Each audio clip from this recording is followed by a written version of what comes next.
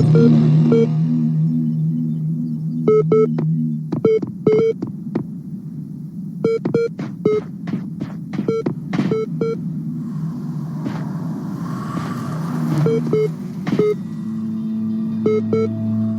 to B-4. We're going to be seeing a lot of that new device.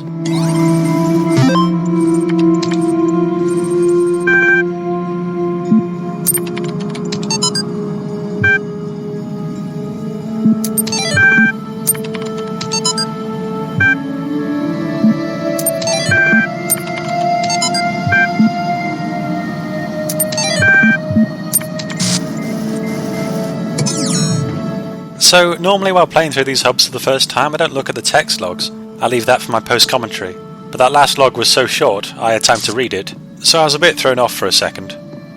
People on the project are dying, but the archive must go on.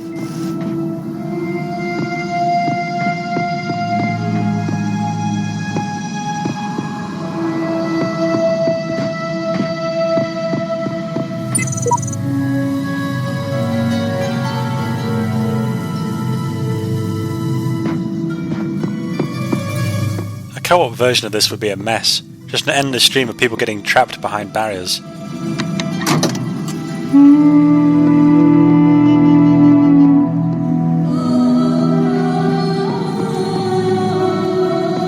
I'm sure a lot of us have encountered the record a series of actions mechanic in games.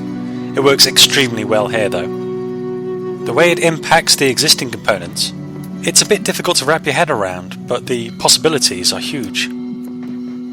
As you can see, I essentially need 2 connectors to solve this puzzle, although I could probably make it if I spent 10 minutes getting the position just right. I thought about testing what would happen if I left the room, but I imagine the recording would just stop. I've already invested 40 seconds.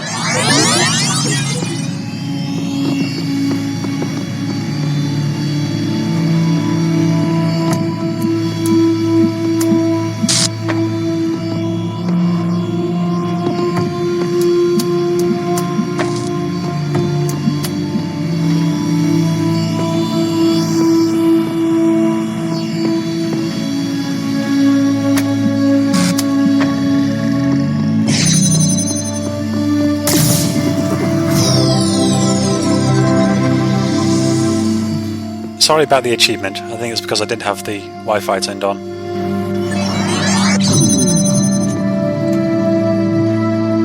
So the awesome thing about this mechanic is that the ghost is available as soon as the recording is finished. So if I'd put the connector in the right spot, I wouldn't have had to do anything during the recording. Just stand around, give myself some time.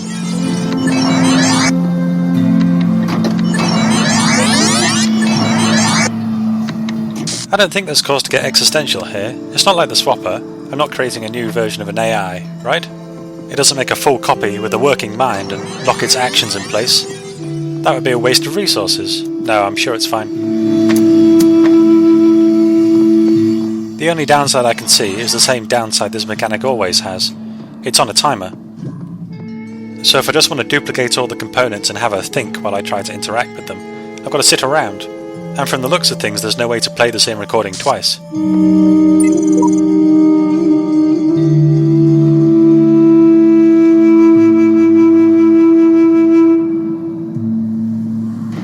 The dog's got a point. I do like the puzzles, and I think there's some intelligence behind the voices, using myself as a yardstick, but maybe I'm putting too much meaning into these things. Then again, maybe dog also thinks there's meaning, and is just testing to see whether the words result in a smiting. The sort of person it would be well worth having a discussion with, if he could bother to get past all the opinionatedness. I'm having difficulties in the real world, in a work context, finding people to have a decent discussion with. It's surprisingly hard to find people who don't equate the word argument with plate throwing.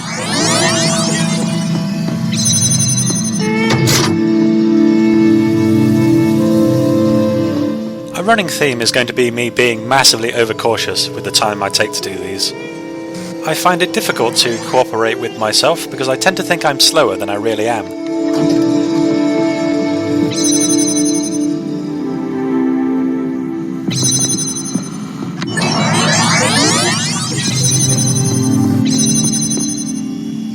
I didn't know I could moonwalk.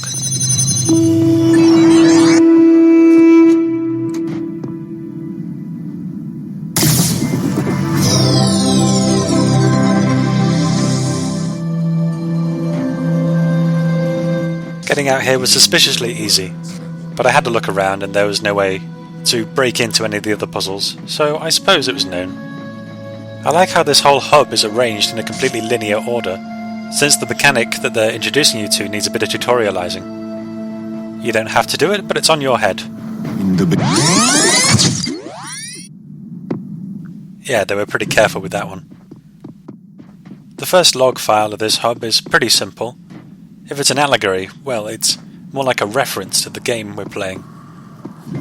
Following the dying man as he travels to the underworld, where there are great walls of iron, gates made of purest light, earning the key to each sacred gate when proceeding towards the tower. It calls the Tower of Anubis, where our heart is to be weighed. So, taking it at face value, dropping the pretenses, we need to go to the tower in order to prove that we're worthy. If I was a jerk, I'd have repeatedly danced between these two plates. Just a step to your left. Come on, buddy, help me out here. Anytime.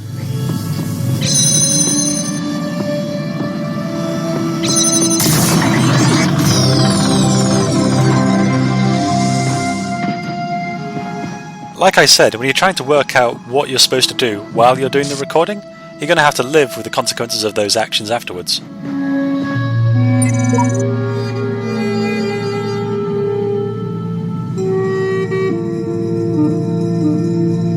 That's a bit of grim poetry from the @ sign. Very defeatist. They either could do everything or just write some text. If they were someone I knew or encountered, I'd ask how they were doing.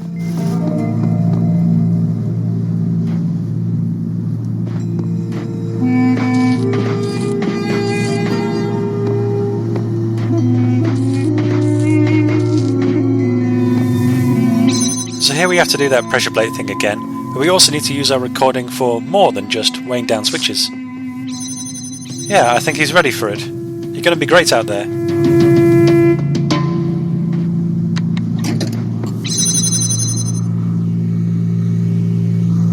Well, here I am. Do you think 12 seconds is long enough for him to pick up a box? Blimey, this place is nice. Bit fuzzy though.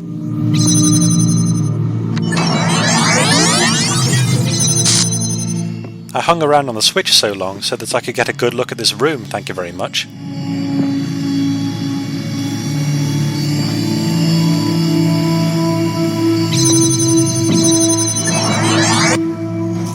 Even though I could have just put the box down there. Oh, I'm not very good at this mechanic.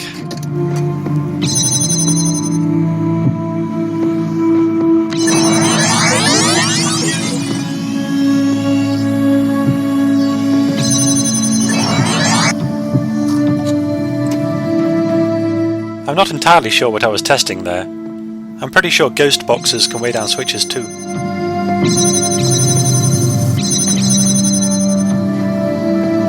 I reckon if I was quick enough, I could get through that barrier before it closed and end up being blown against it for the rest of eternity, or until I reset the room. A pretty embarrassing way to go. And there's the solution. This puzzle requires 2 heads to solve. Or, you know, a coconut on a stick would also do the job.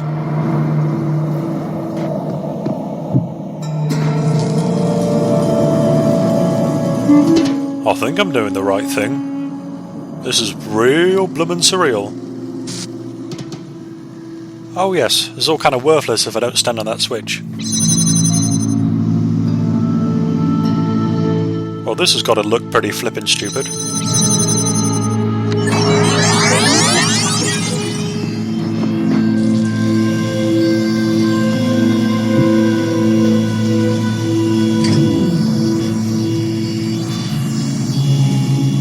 This puzzle's quite a step up. The rest is all about timing. We have to jump off these boxes at the same time.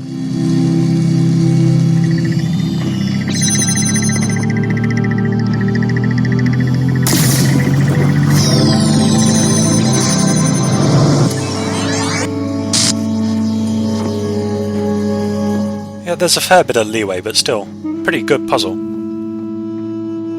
That text log then, besides referring to Osiris and Anubis, also mentions Neith, who's done pretty much everything. As well as being the goddess of hunting and war, She was one of the two, along with Selket, who braced the sky. She's breastfed crocodiles. She was a vase at one point. Relevant to the text is that she was the goddess of weaving and opener of the ways.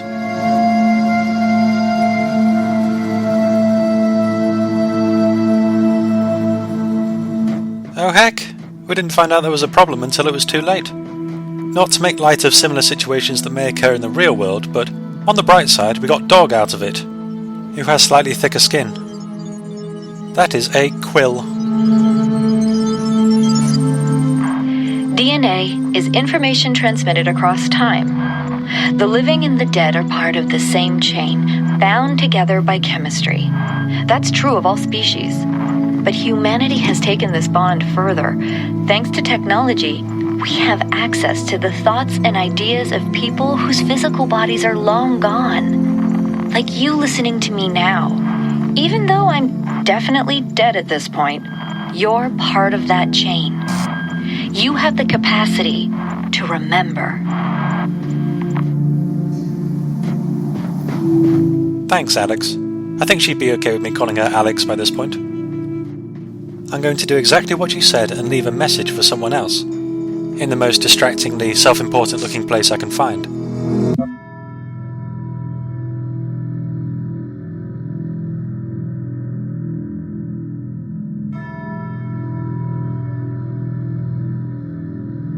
That's something new. It could be encouraging, but it sounds so meaningless. I guess, now I know people may look at this after I'm gone, I should make it as unhelpful as possible.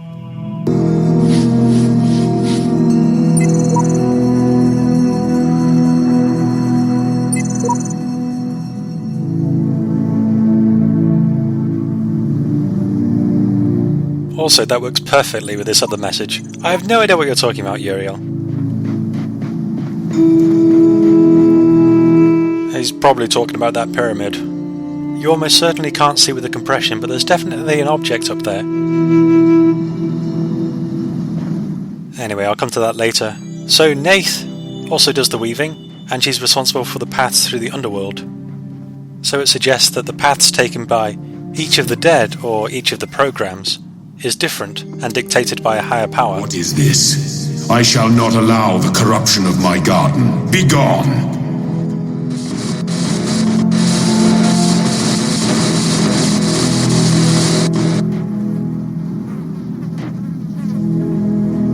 That was a really nice effect. Haven't heard from Elohim for a while, but he's still got it. Apparently, intermingling of Europe and Africa is a big no-no.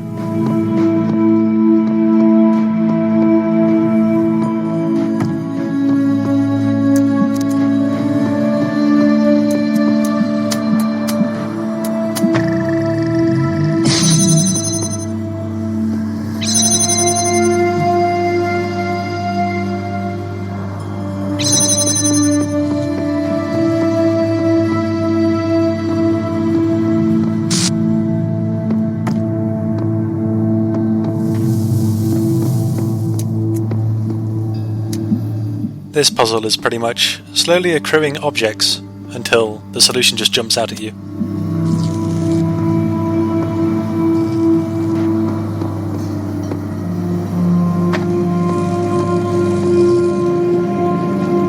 I don't know why I'm trying to bend this thing around corners. I don't need a hoity-toity recording device, there's another connector in the other room. Well, while that dawns on me, the second log file expands quite nicely on what Alex was saying. It's just a chat log between two people. Or we should know better by now, perhaps they're just both chatbots. One of them is exclaiming how weird it will be that after our bodies decompose, all of our computers and books, messages, ideas will remain long afterwards. The other person is rattling off a list of porn videos, which will also be saved. Which seems arbitrary, but his final comment, imagine if aliens find those. It's almost a good point. The only problem is extraterrestrial life finding our planet. If it ever happens, we're talking millions of years. Will all the stuff that's supposed to last a long time survive? Given a few really good earthquakes, maybe a meteor or two.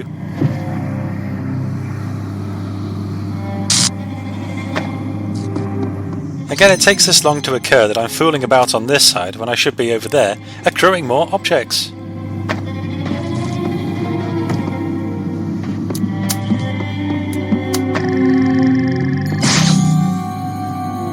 I feel kinda funny. Still in one piece though, I won't let that interrupt me.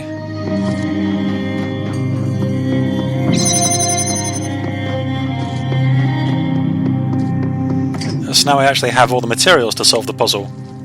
Just gotta put them in the right orientation. A connector still needs a box to stand on, or it'll just get launched off to the side. And I have another connector that can hold this plate down, but I'm just wondering whether I need to use it for anything else beforehand.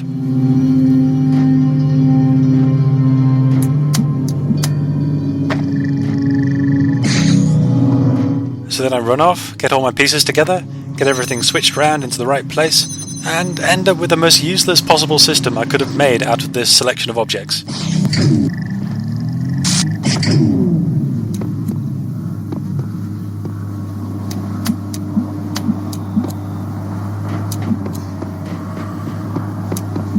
This then was my big idea, which almost works perfectly.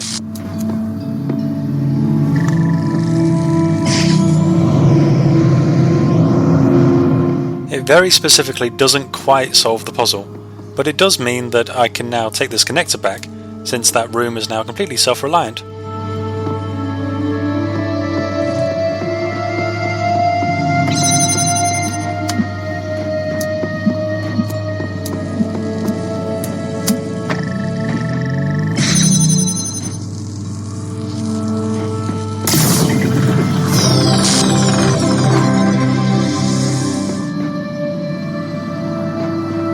Oh yes, hold up, we've got a pyramid to point at.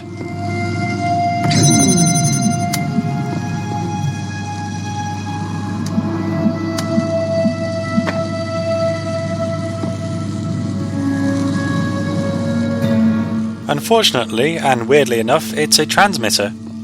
Which means that, yes, I could have bypassed half of this puzzle.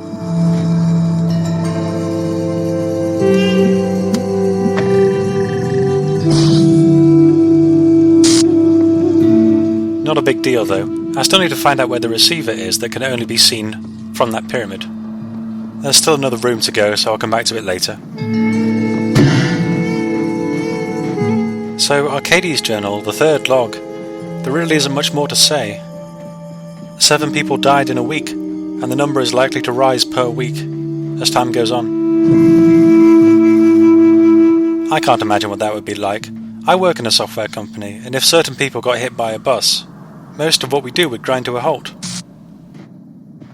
In any case, it means you've got to be nice to this game. The developers were working with dwindling resources, and under the literal threat of death.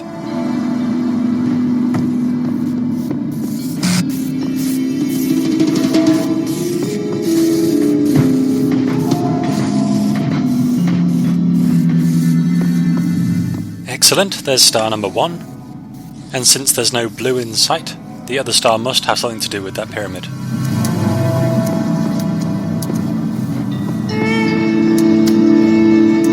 This is an old trick, very similar to a puzzle back in the previous temple. I can open the barrier, but I have to hide the connector in order to do it.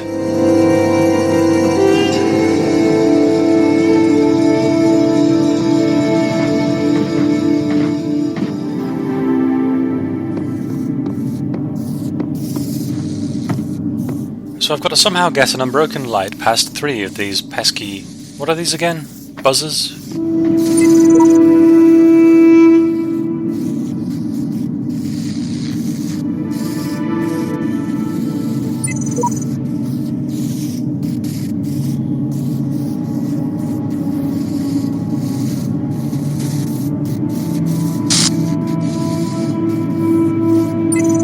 .0039? 0.0103. Samsara was here for a while. They didn't change too much.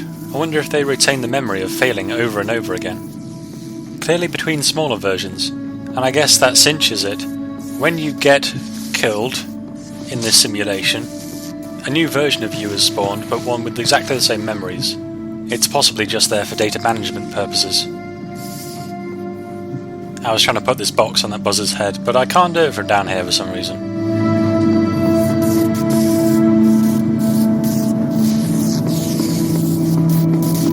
I've got to decide what to block now. Choices, choices.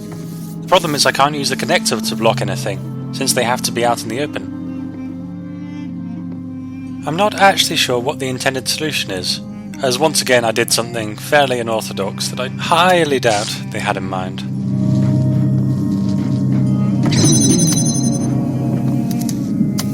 Before that, of course, I tried some desperate attempts to bend the light around the corners. I think all this teamwork with myself has given me a false sense of accomplishment.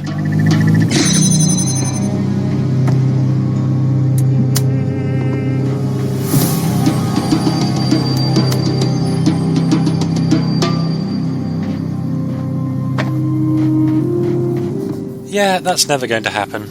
Back to some manner of drawing board. Time to bring out the old papyrus. You can fold it up as tight as you want, then unfurl it with nary a blemish. I'd use it every day if I could. I've got this little painted alabaster statuette of Anubis, because a god of death who's also a dog was, and still is, pretty cool.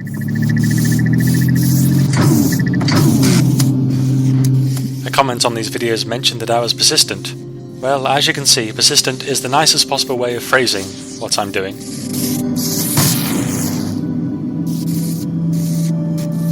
The buzzer is actually pushing the non-placed mesh of my connector around. Such force!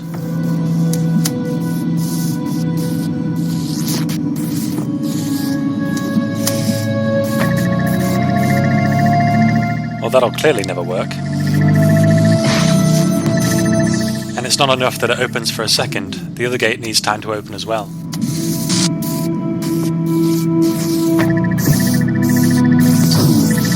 What was that?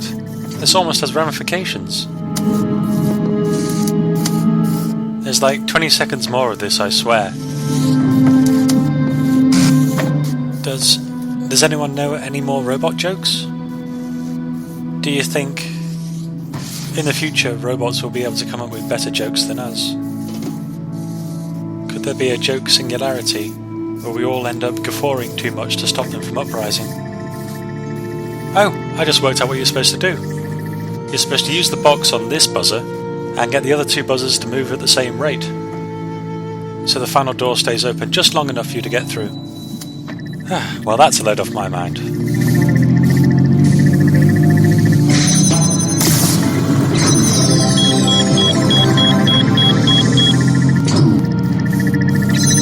Okay, now that that's done, we've been given a whole nother box. So getting this first star should be trivial.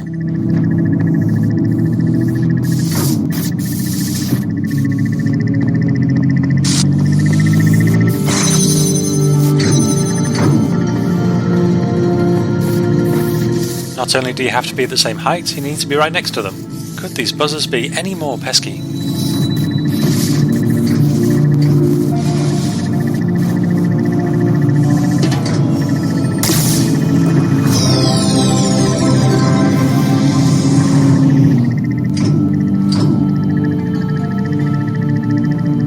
Well, shoot. Reach a star to find a star.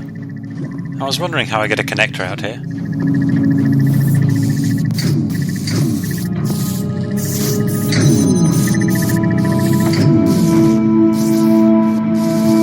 It also shuts off the noise. Ah, two birds. This is kind of soothing. Like a really low-level hot air balloon ride.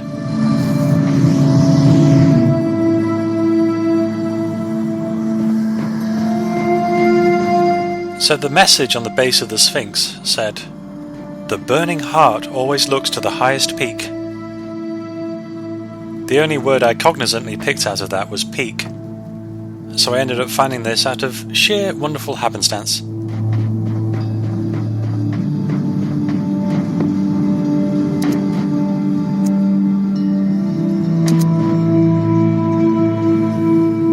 There's a hidden receiver on the heart of the Sphinx.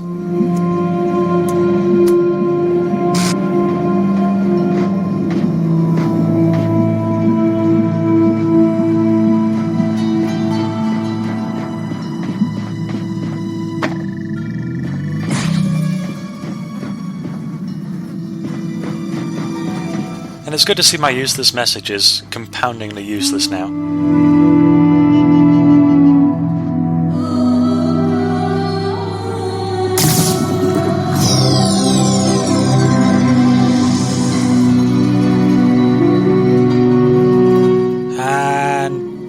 is the exact moment I realised what that message had said, and shook my head in-game and in real life.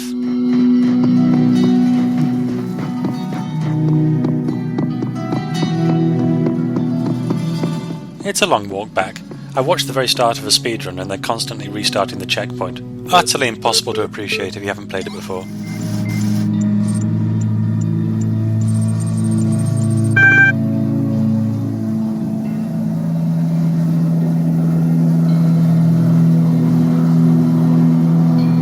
I didn't say it was contradictory, I said it was nuanced.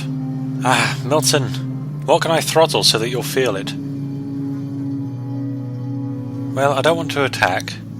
I sort of want to fortify my position without being too defensive. I really struggled with the answer to this one. Overall, I just want to find out more. What's going on? I don't want to talk about consciousness anymore.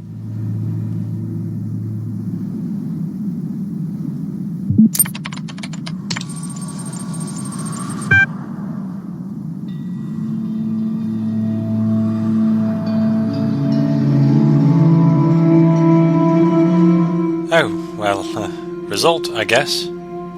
Feels arbitrary. I'm not used to getting my way.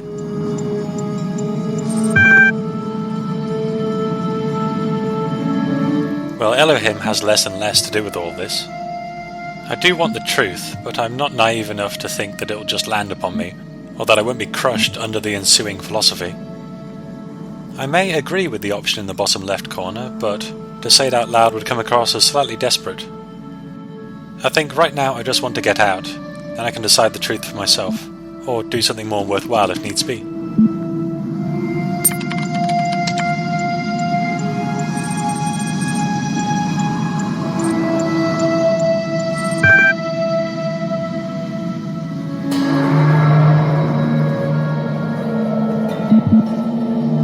Well, this has suddenly turned emotional. I've enjoyed this actually. Having someone to talk to keeps you sane.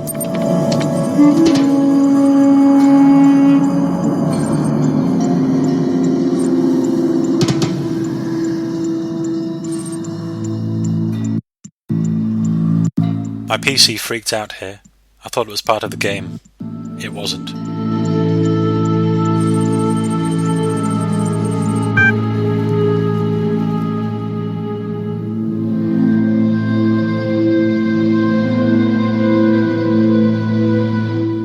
I love it. Way to take the wind out of my sails.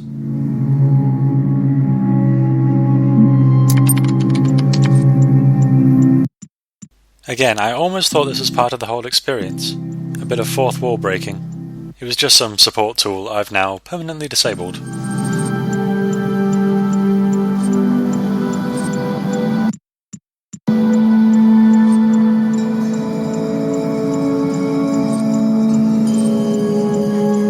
So this is clearly Milton toying with us, right?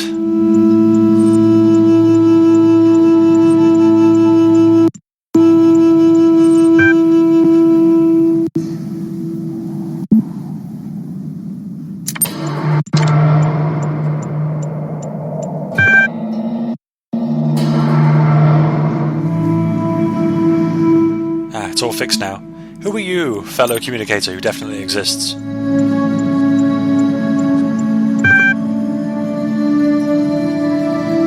It either sounds too forward or too awkward. I think at least start with making sure we're both under the same general opinion towards this situation.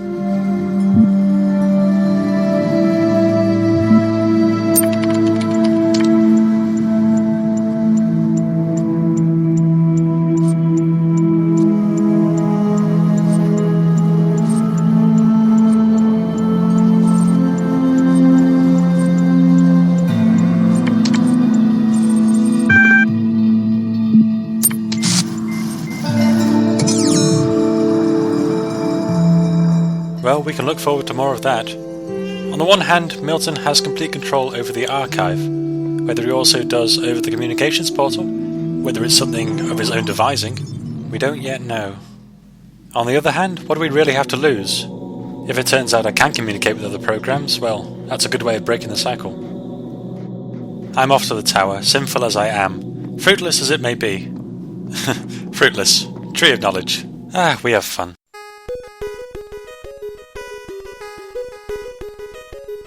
Back in B3, over by the corner. There's this thing. Hasn't been doing so well since he went 3D. If you head up to the centre room and rub yourself all over the shadowy corners, something mysterious has come into being. Things that no sane developer would leave in their game.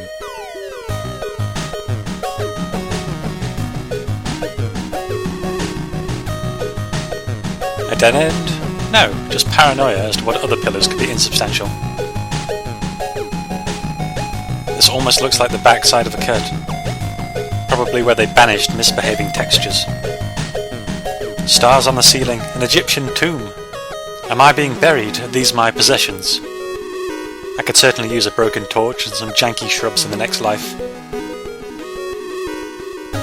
And of course my fractal Minecraft cubes. Can't live without those.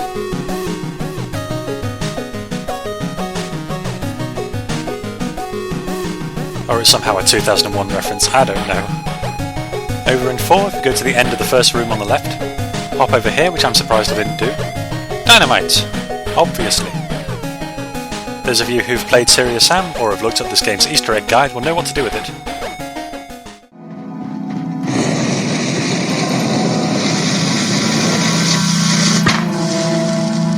Jesus Christ, Sam, do you have to blow everything up?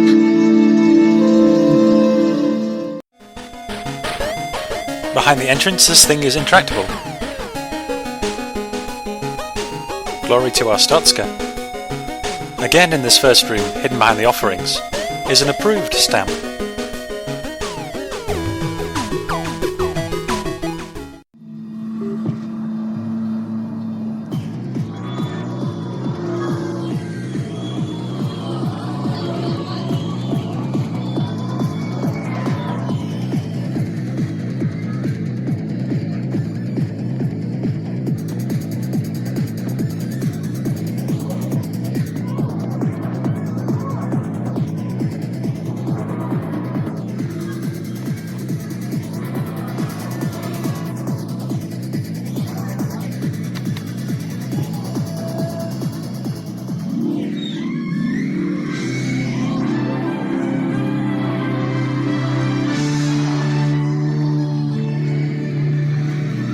Excuse me, do you mind if I...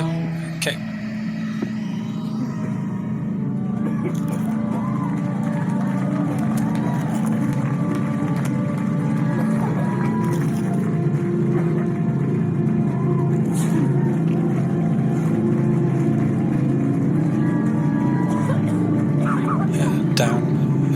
Down in front? No, never mind. There's no one here. Must be a few months old. Do you know what this is? Ignore me.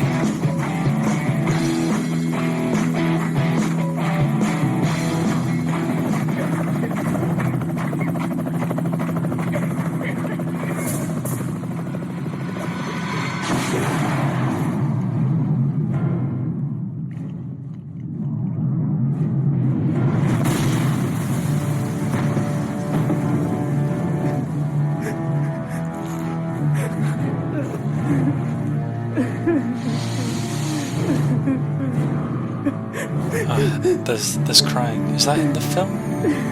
Is someone in here crying?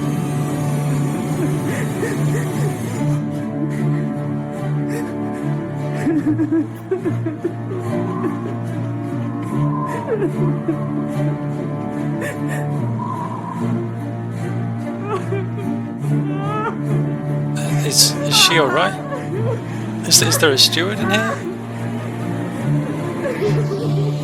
Should I get someone? I can't let anyone see that I'm recording this.